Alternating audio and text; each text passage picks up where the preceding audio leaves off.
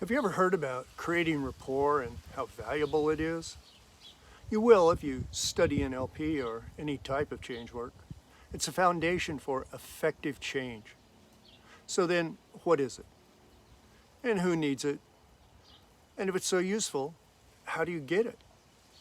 The interesting thing is, you've experienced it so many times, it's become natural to you. It's second nature. Rapport is defined in many ways. Wikipedia defines it as a close and harmonious relationship in which the people concerned are in sync with each other. They understand each other's feelings or ideas and communicate smoothly. It's from the French word rapporter, which means to carry something back. In the sense of how people relate to each other, it means that what one person sends out, the other person sends back to them. For example, they may realize that they share similar values, beliefs, knowledge, or behaviors around politics, music, sports, or other aspects of their lives. In NLP, rapport is described as that unconscious and empathetic relationship to another person. It's a sense of connection, acceptance, and openness between people, which allows communication to happen on a far subtler automatic level. The ability to relate to others in a way that creates trust and understanding. Rapport is a sense of connection, acceptance, and openness between people. It's about being like or similar to someone.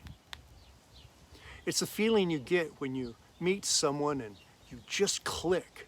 You're in sync with them. You unconsciously feel or believe that you're like them and they're like you. You may ask, why do I need rapport? Well, you don't if you live in the forest by yourself, and you don't if you have no friends and don't want any, and you don't if you don't interact with other humans. But should you have any desire to interact with anyone else on a personal or business level, then learning how to create rapport is a necessity. Being in a state of rapport creates trust, understanding, and mutual responsiveness. It opens up a channel of communication with others. It's something we create naturally with others. You notice it in restaurants, sporting events, as people walk with each other, at parties, basically anywhere there are people. People tend to like people that they're more like. People tend to feel more comfortable with others that they're similar to. So, how do we get or do rapport? Is it only left up to chance? Or is it something we can create? It does seem to just happen at times. It's also something we can create knowingly. I'm going to tell you 3 ways to build rapport with others. Each works, and combined, they're incredibly powerful.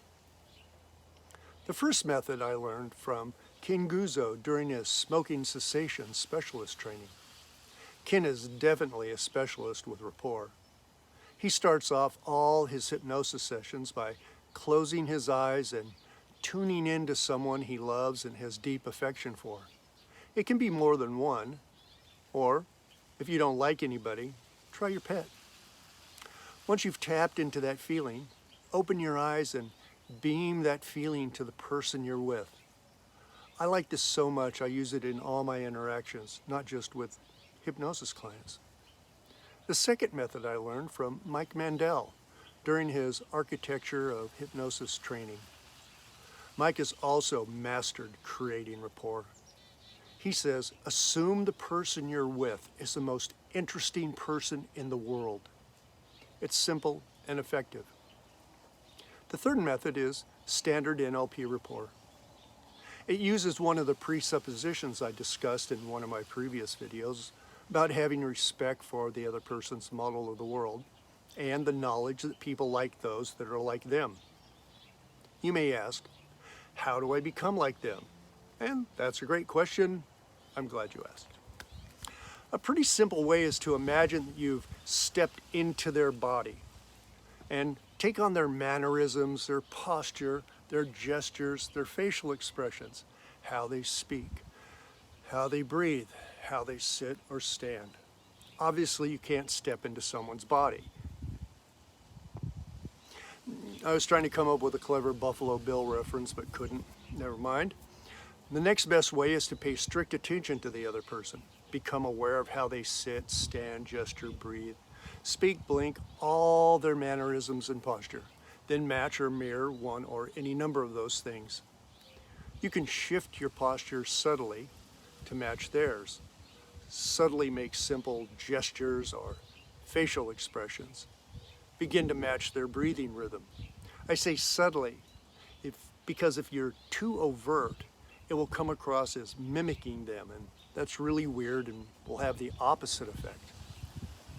I'll talk more in depth about this way on another video. In the meantime, you can play with the first two and add matching to them. You'll find them very effective. Oh, another way you can create rapport is to pay attention to what they're saying and repeat back to them the last 2 or 3 words they use. Yes, the last 2 or 3 words they've used. Give those ways a shot. Explore someone's world. You may find it fascinating. Thanks for watching. See you later.